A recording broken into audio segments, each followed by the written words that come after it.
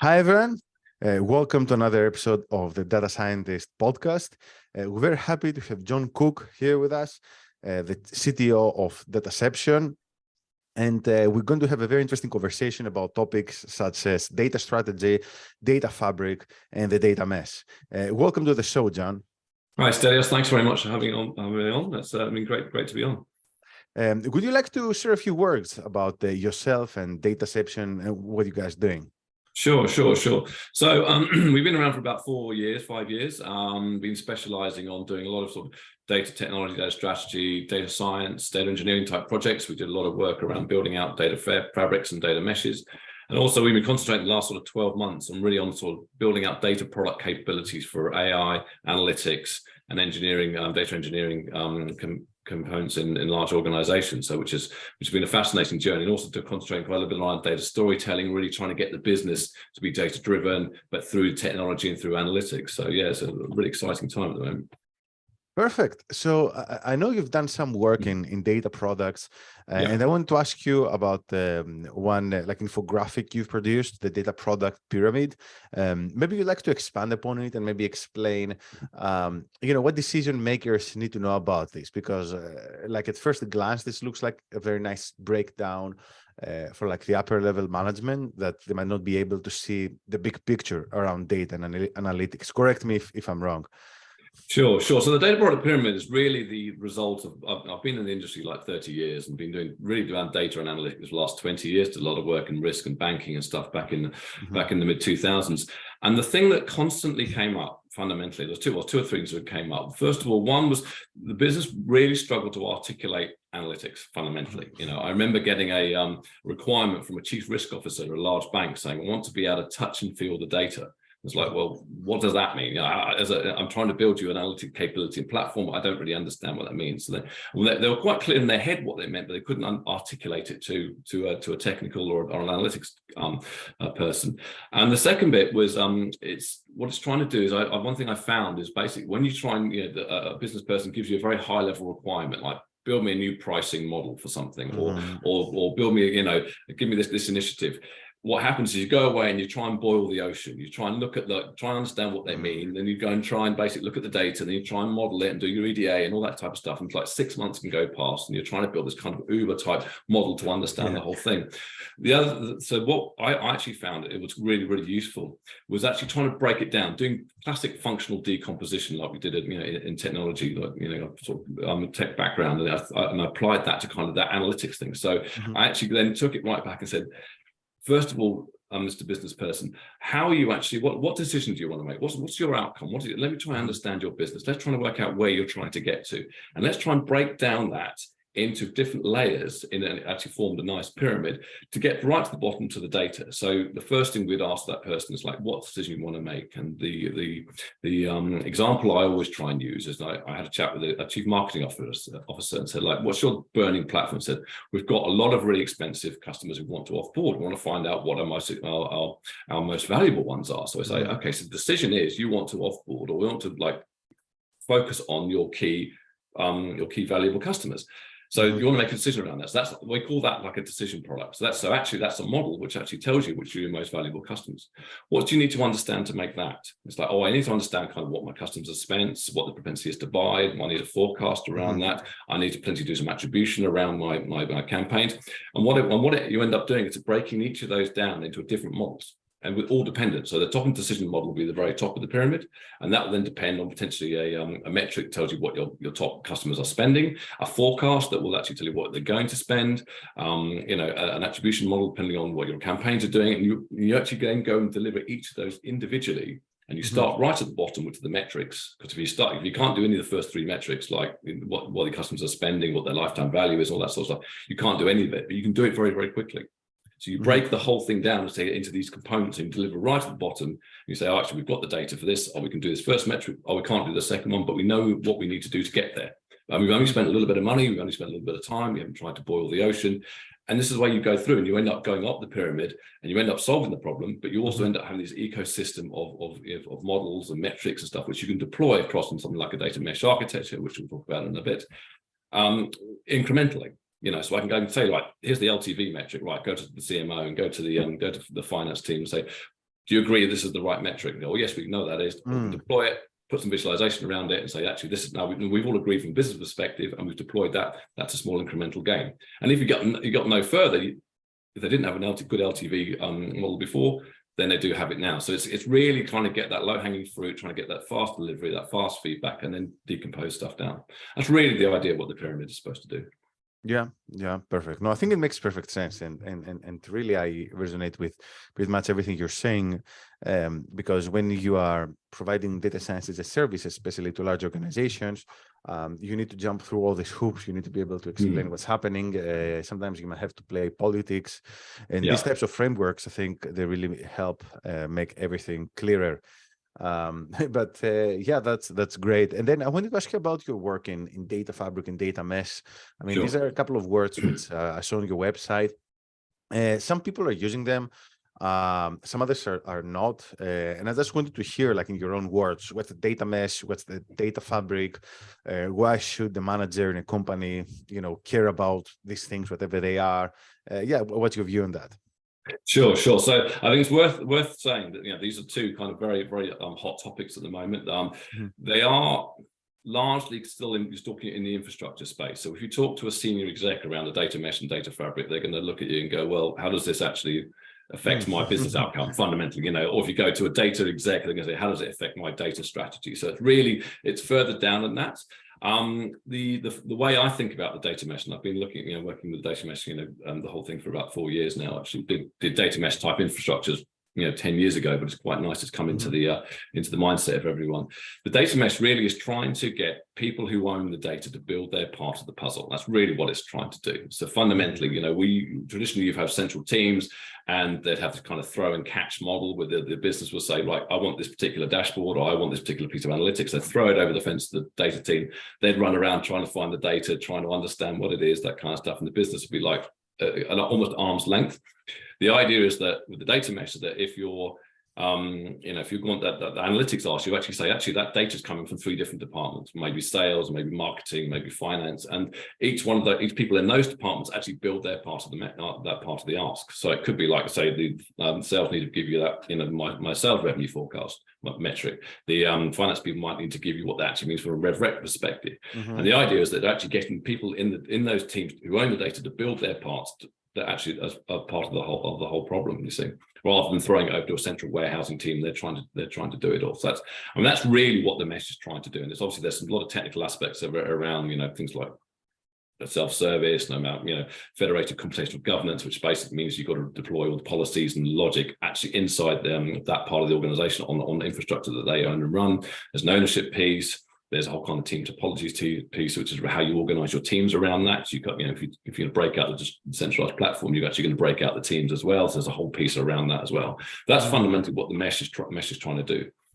The fabric, on the other hand, is what it's trying to do. It's actually really trying to overlay almost like a logical data layer, metadata-driven data layer on top of your whole organization. So it's much more sort of technology focused, whereas the mesh is a lot more about organizational and kind of delivery model type thing. Whereas the fabric is around more of an architectural piece where you actually try and put this data layer effectively across your whole organization. So you've got all your transactional systems, you've got all your analytics systems, and you're getting data in and out of those, but it's through one kind of logical layer. Sort of virtualization is the start of it, but then it talks about metadata and graph models and all sorts of stuff on top to actually be able to link parts of the organization together in a kind of seamless way without putting it all into one big kind of database or data platform type thing.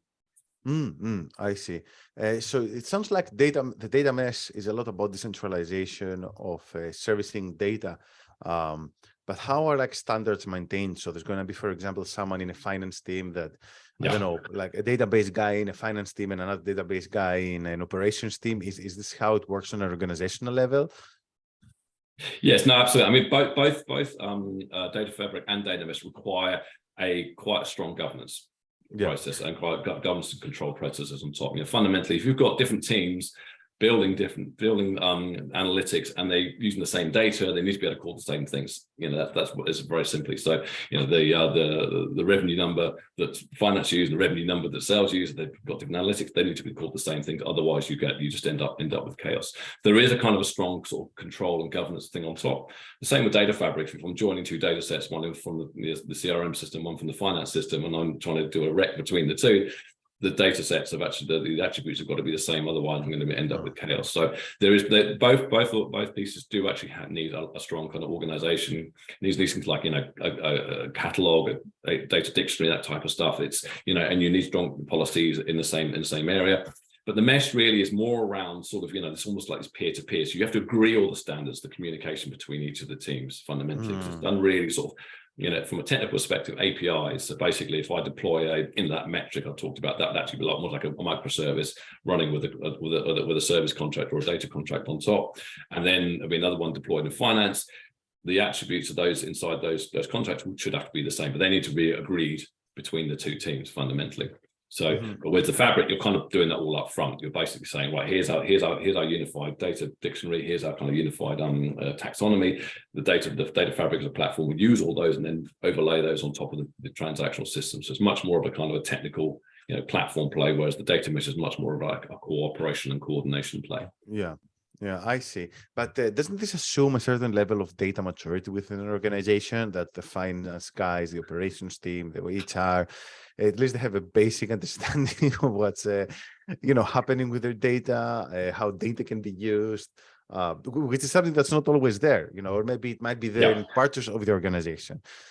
Yeah, no, absolutely. I mean, if you look at sort of the early adopters of data mesh like Zalando and others, they did have quite a strong governance capability already, and that was kind of maturity. The maturity was there. But you're absolutely right. I mean, what's typically happening is a lot of people are on kind of data mesh 1.0, and they haven't really transitioned to that fully federated model yet, where they've got things being built. Some have got a little bit further than others, but most are still kind of more on centralized teams, and the centralized teams are kind of built that governance actually into their infrastructure, but they've got basically the remote teams actually building parts of their analytics separately. So the data sets that are being used for finance will be different from the data sets that are being used for sales, but they're still governed largely by the central teams at the moment. But there are people starting to transition away. But you're absolutely right. If you want to go to the full mesh purest concept, then yes, you will need very strong governance and command and control across the organization to bring that together. Absolutely.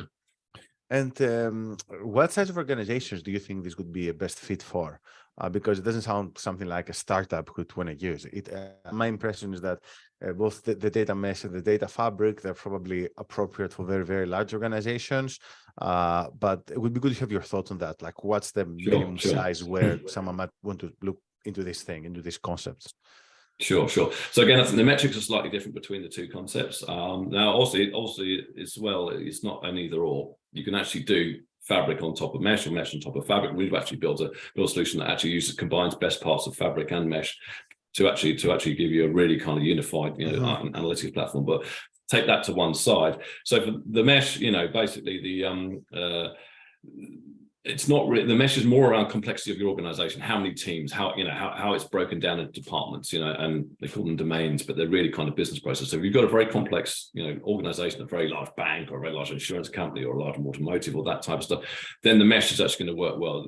Basically, wherever you haven't got teams which work well together, or you've got centralized teams which struggle to cope with the complexity of the organization. The fabric is more around complexity of your data estate.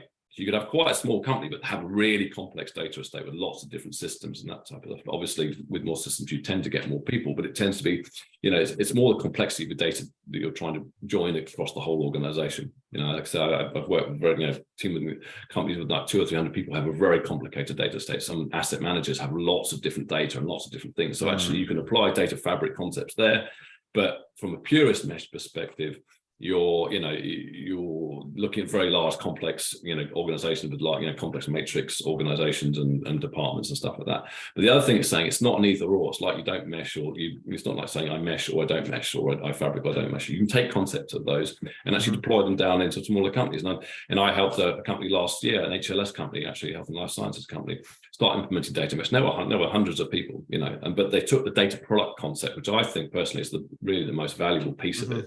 This concept of a packaged piece of analytics with its own data to deploy for quickly and efficiently with the business. You can take that concept and not necessarily have all the other pieces in there and actually deploy that quite successfully. And again, it's what a lot of companies do. They don't deploy the whole mesh or the whole fabric. They'll take concepts of it, pieces of it, and actually mold that into what they want to do. I see. And in terms of the let's say building the capability, how do you do that? Like, do you need some kind of platform as a service functionality, or is this built on top of traditional databases you can use on the cloud, like services provided by AWS, like Redshift and S3, or how does it work from a technical perspective? Obviously, we don't have to get too technical, but yeah, sure, you can understand what I'm saying. Of course. So if you take the mesh to start with, lots of people have built data mesh platforms. They've built them on top of things like Databricks, Snowflake, Redshift, and BigQuery and stuff. So they're still largely sort of more on the kind of the platform end of the spectrum, where they've got more centralized, where they actually have it's a data that's in one of the big data warehousing pieces, less so where people have actually deployed completely federated containerized data products running across a cluster across the whole organization. People haven't gone quite to that far yet, and that's something we've been developing quite a lot, actually, something we've been building for the last few years to actually do that. But yeah, typically with the kind of mesh 1.0 are typically built on large data warehousing type and Databricks type platforms, where people are actually building their own data sets, logically partitioned into the domain departments, but they're not actually fully federated out. Now, fabrics you can go and buy data fabric today. Stinchi has one. There are a few around Denodo and Starburst you can build as a fabric. So you are actually technology today you can buy, which are very, very focused on the kind of the fabric. Obviously, data virtualization plus, and obviously within the data mesh to get that fully federated, they're not really there yet. I say we're building one. I know Jamak has just launched a company. She's going to be building one. There's a few other companies around who are looking at that space as well, but it's not quite as mature as the data fabric world. Okay, I see. Interesting. Great. So I think that was a very, very interesting discussion. I feel like we could go on forever and ever. Of course, yes. we have to stop at some point. So Jon, where can our listeners learn more about you? Like LinkedIn, personal website, company website? Sure. Yeah. So my major presence is on LinkedIn. So just do Jon Cooke Data at LinkedIn. You'll find me. Obviously, our website. We've got quite a lot of information on www.dataception.com. I was using Twitter, but I came off Twitter a little bit, so I don't use that so much anymore, like a lot of people. Those are the main areas. And obviously, if Jon Cooke at dataception.com. If you want to just find me an email, get in touch with any of those areas. So. Perfect. Thanks, Jon. It's been a pleasure. No worries. Well, thank you very much, Stelios. It's been fantastic. Thank you for having me on. Thanks, everyone. Make sure to go to thedatascientist.com for more content around AI, data science, and Web3. And we hope to see you again on some other of our podcasts. Thank you, and see you soon. Cheers.